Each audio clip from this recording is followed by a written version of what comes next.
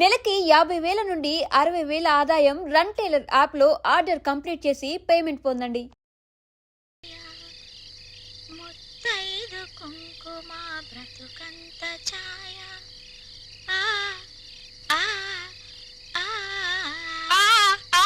ఆపవేనా తింగర బుచ్చి.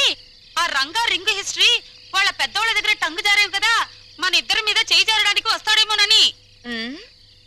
వస్తే రాని, అతన్ని ముగ్గులోకి లాగడానికే కదా ఈ ముత్యాల ముగ్గు ప్రాక్టీసు.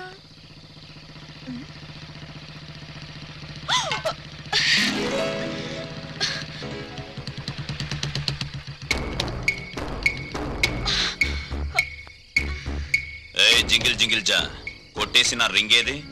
రింగా నాకేం తెలుసు?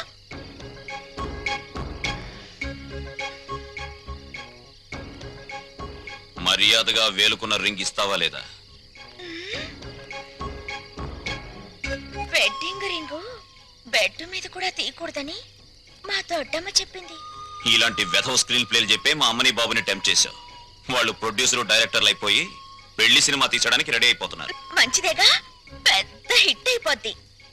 నేను చక్క తణుకులో సంబరం చేసుకోవచ్చు. పిచ్చి వేషాలు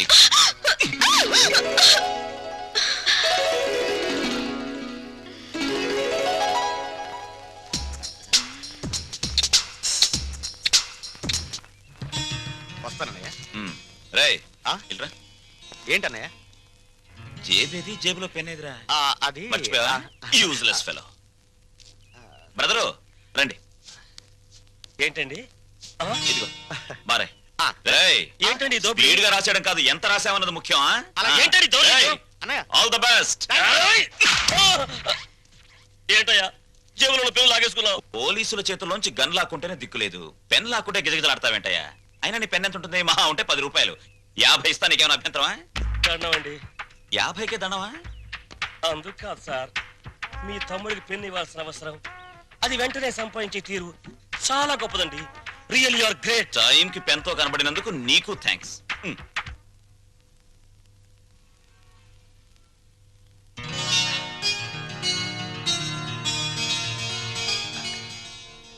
ఏమిట్రా? జగన్నాథరావు గారు వచ్చారమ్మా. జగన్నాథరావు గారంటే? జగన్నాథరావు గారంటే జగన్నాథరావు గారమ్మా. అదే ఎవర్రా? లలిత వాళ్ళ నాన్నగారు. లలిత?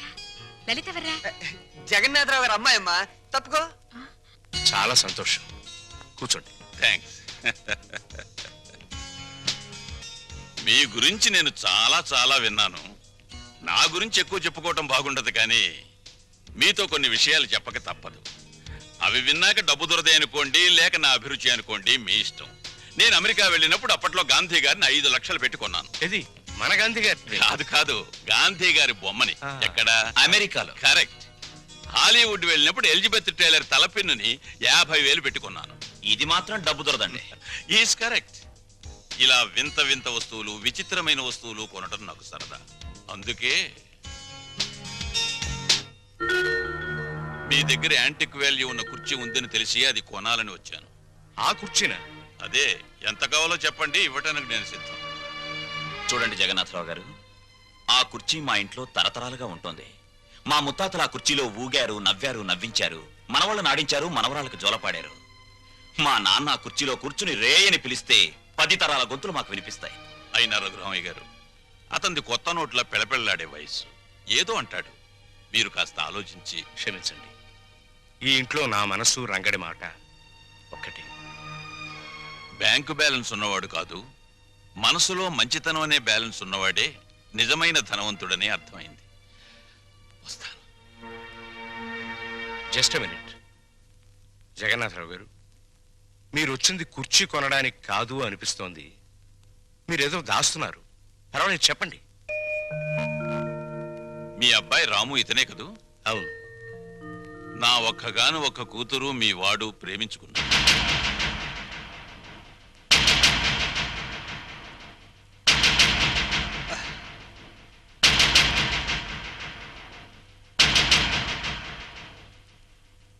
క్షమించండి జగన్నాథరావు గారు, ఇన్ఫ్యాక్ట్ వాళ్ళ ప్రేమ వ్యవహారం నాకు తెలియదు. మీరు ఆడపెళ్లివారు, వాళ్ళ పెళ్లి విషయంలో ఏం చేద్దాం అనుకుంటున్నారో చెప్పండి. వీళ్ళిద్దరికీ పెళ్లి చేస్తే బాగుంటుందని. తప్పకుండా జరిపిద్దాం. కానీ ఒక్క విషయం ఏమిటి? నేను ఇక్కడికి వచ్చింది మా అమ్మాయిని మీ ఇంటికి కోడలిగా పంపించాలని కాదు, మరి మీ అబ్బాయిని మా ఇంటికి అల్లుడిగా తీసుకువెళ్ళాలి.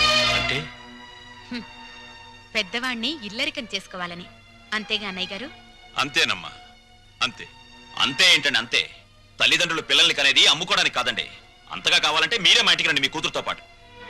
బావుందయ్యా. వ్యాపారాలు వదిలి నన్ను రమ్మంటావా? బాగుందండి. మమకారాలు చంపుకుని వాణ్ణి పంపంటారా?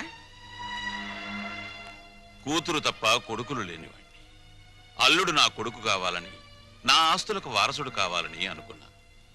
లక్షలు ఇస్తానన్నా ప్రాణం లేని కుర్చీనే ఇవ్వటానికి ఒప్పుకొని మీరు ప్రాణం ఉన్న బిడ్డను మాత్రం ఎలా ఇస్తారు? అది గ్రహించి ఈ సంబంధం వదులుకోవలసి వస్తుంది. వస్తా. ఎరా పెద్దోడా, బాధపడుతున్నావా? నాకెందుకమ్మా బాధ? ప్రపంచ బ్యాంకు లాంటి నాన్న, రిజర్వ్ బ్యాంకు లాంటి నువ్వు, బంగారు గనులు లాంటి వీళ్ళు ఉండగా నాకెందుకమ్మా బాధ? హ్మ్.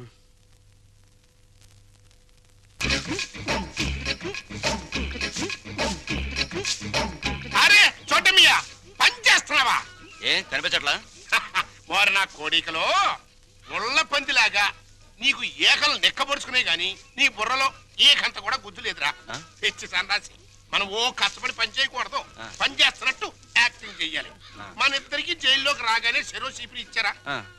మరి ఇప్పుడు నీ చూడు, నా చూడు, నాది చేతిలో పెట్టినప్పుడు ఎట్టుందో ఇప్పుడు కూడా నా చీపిరి అట్టాగే ఉంది. కాబట్టి దీంట్లో నీతి వాక్యం ఏంటి?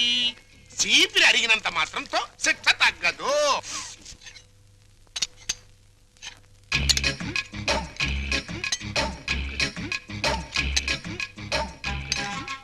ఏంటా ఎలా వచ్చారు? తమరు ఫుడ్ తింటున్నారా? కాదు, గడ్డి తింటున్నా. ఇంత ఇంకేం కావాలి? మాకు అర్జెంట్ గా డాక్టర్ కావాలండి. ఏ మీకేం రాగం? ఏం లేదండి. నువ్వు నోరు మూసుకురా, నేను చెప్తున్నా కదా. ఏం లేదండి, వీడి గురించేనండి. పాప వీడికి 2 రోజుల నుంచి ఇది ప్రాబ్లం అనుకుంటానండి. చేత్తో పొట్ట మీద తెగ కొట్టుకుంటున్నాడండి. అంటే కొట్టుకోక అదేంటండి అది? పకోడా? అదిగో ఆ టైప్ లో బయటకు వచ్చిందండి. సరే ఎట్టగో బయటకు వస్తుంది కదా, ఇంకా కొడితే కాస్త ఫ్రీ అవుద్దని మేము కూడా సాయం చేసామండి. అదేంటండి అది? పప్పుచారు? అదిగో ఆ టైప్ లో బయటకు వస్తుంది. ఇంకా పోతే నిన్న పొద్దున్న నుంచి కళ్ళుగా ఓ కక్కేసుకుంటున్నాడండి. అదేంటండి అది? పాయసం? అదిగో ఆ టైప్ లో బయటకు ఎక్కేస్తున్నాడండి. ఇకపోతే తాళ్ళంటే గజ్జి అనుకుంటానండి. ఇది గోకితే ఇదిగో పులిహార టైప్ లో పౌడర్ రాలుతుంది. జీవితంలో తిండి అంటే విరక్తి పుట్టించాడు. ఇకపోతే నాలిక కట్ అంటవా? ఇక నీ జన్మలో ఫుడ్ జోలికి పోలేవు. That is Paparao. ఇంకా బదరా, నువ్వు మా చెడ్డోడి పడేమియా. బతుకులో బాగుపడాలనుకున్నవాడు నేను మంచోడినా చెడ్డోడినా అని ఆలోచించకూడదని నా కీప్ చెప్పిందిరా. నాకు తెలియక అడుగుతాను, అసలు నీకు కీప్ ఎందుకు? ఎందుకేంట్రా? మన అండర్లో ఉంచుకోవడానికి. ఎద్దులా ఎల్లకాలం బతికేదానికంటే ఆంబోతులా 6 నెలలు బతికితే చాలు. అది మన ప్రిన్సిపల్. ఆంబోతు జైల్లోనే ఉండిపోతే అక్కడ ఆవు బతికేంటి? నా కీపు క్యారెక్టర్ గురించి కామెంట్ చేశానంటే నీ ఏకలు పీకేస్తా. అది ఎవరనుకుంటున్నారా? కీపులోనే పతివ్రత కీపు.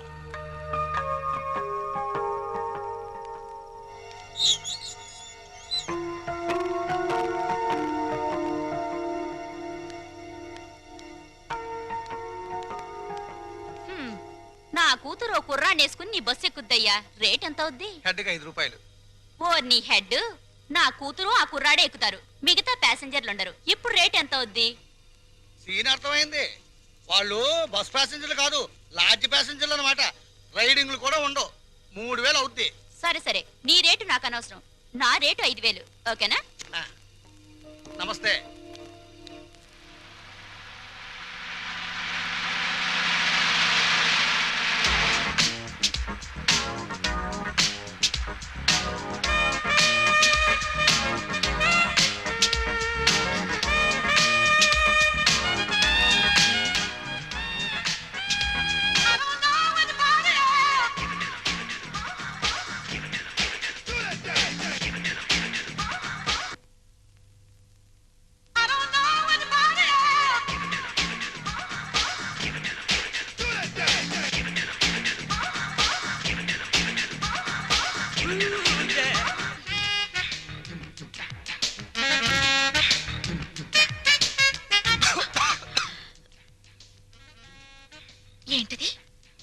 కవర్లో పీక్కుంటున్నాడు? నువ్వు నాకు వరసకి మరిది అవుతావు, కొడుకు లాంటి వాడివి. ఏం తగిలినా ఏమనుకోవద్దు. జింకిల్ జింకిల్ జా సోజా.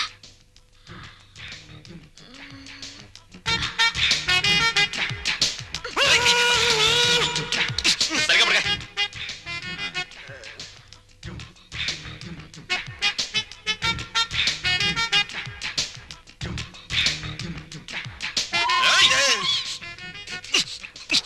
సరిగ్గా పడుకోలేవా?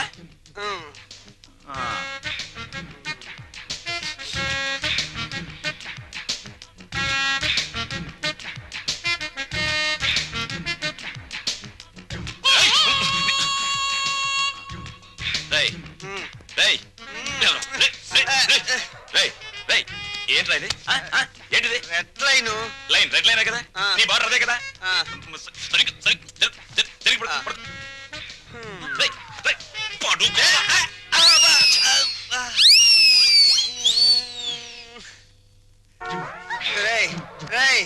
దాహంగా ఉంది, మంచి నీళ్ళురా. ఫ్రిడ్జ్ లో ఉన్నాయిరా.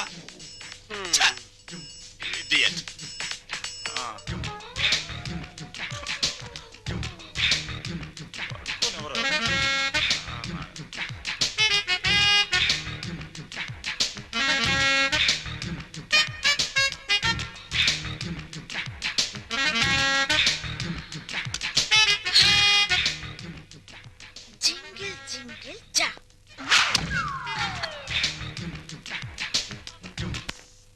రంగా, ఒరే రంగా, తలుపు తీరా. రంగా, రంగా, నిన్నేరా. ఏమిట్రా తలుపేసుకున్నావు? వీడు బయటకు వెళ్ళడం తెలుసు. అది వరస.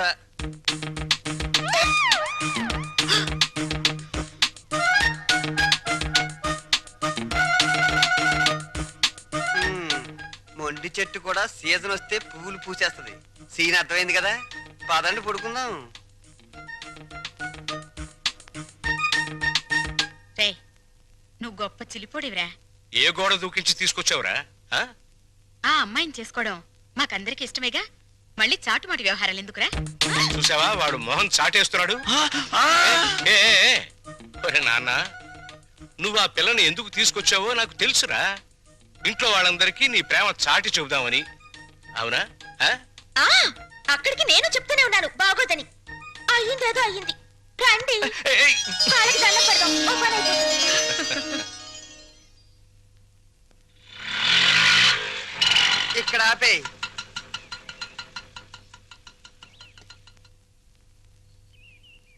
ఏమంటారో ఏంటో.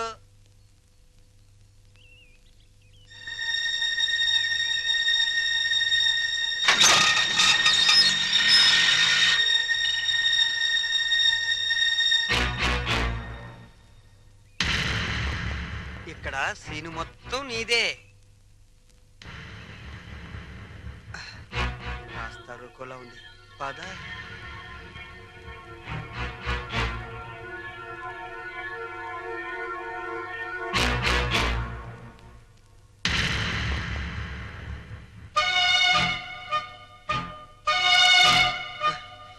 జగన్నాథరావు గారు అమ్మాయిగా ఈ పిల్ల ఫోన్ చేసి నన్ను రమ్మంది. వెళ్ళాను. ఆటో తీసుకురా అంది, తీసుకొచ్చాను. ఎక్కువ అంది, ఎక్కాను. మీ ఇంటికి తీసుకెళ్ళు అంది, తీసుకొచ్చాను. ఇక్కడ జరిగిందంతా నాన్నగారు చెప్పారు. రాము అంటే నాకెంత ఇష్టమో మా నాన్న అర్థం చేసుకోలేదు. తన అల్లుడికి డబ్బు హోదా ఉండాలని ఆయన ఉద్దేశం. నా భర్తకు ఆత్మాభిమానం ఉండాలని నా ఉద్దేశం. అది ఇక్కడుందని తెలిసాక ఎంతో గర్వపడ్డాను. మా నాన్నను కాదనుకొని ఇక్కడికొచ్చాను. ఆశీర్వదించండి. ఆగు. నా పిల్లలు ఇంతవరకు నన్ను కాదని ఏ పెద్ద నిర్ణయం తీసుకోలేదు. అందువల్ల నిన్ను దీవించే ధైర్యం నాకు లేదు. వద్దమ్మా, వద్దు. ఈ నమస్కారాలొద్దు. అబ్బా, ప్రపంచ బ్యాంక్ లాంటి నాన్న, రిజర్వ్ బ్యాంక్ లాంటి అమ్మ, బంగారు గనుల్లాంటి మేమున్నామని నిన్నని ఈ రోజు బంగారు గుడ్లు పెడుతుందనో బాతుని తీసుకొస్తే ఆశీర్వదించలేండి నాన్న. చూడమ్మా, వీళ్ళిద్దరి తర్వాత ఈ ఇంటికి నేనే పెద్దని నేను ఆశీర్వదించనా? మీరు మూర్ఖులని మీ తమ్ముడు అభిప్రాయం. చా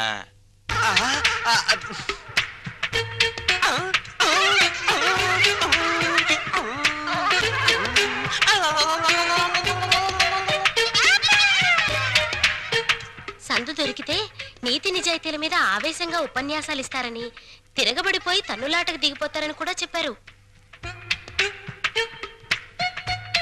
నా గురించి కూడా ఏదైనా బ్యాడ్ గా చెప్పాడా? ఈ ఇంట్లో మీకంత సీన్ లేదన్నారు. నా గాలి తీకే నేనేదో ఒకటి మాట్లాడాలని ఈ ఏదో ఒకడు వాగాను. ఆగు. మమ్మల్ని నమ్మించి ఈ ఇంట్లో ప్రవేశించి మా వాణ్ణి మీ ఇంటికి లాక్కుపోతే? బంగారానికి గీట్రాయి ఉంటుంది. అది ఒకసారి బంగారం అని తేలాక మళ్ళీ ఇత్తడిగా మారే ఆస్కారం ఉండదు. మీరు కొన్నాళ్ల పాటు గీట్రాలుగానే ఉండండి. నాకు పెళ్లి కూడా అక్కర్లేదు.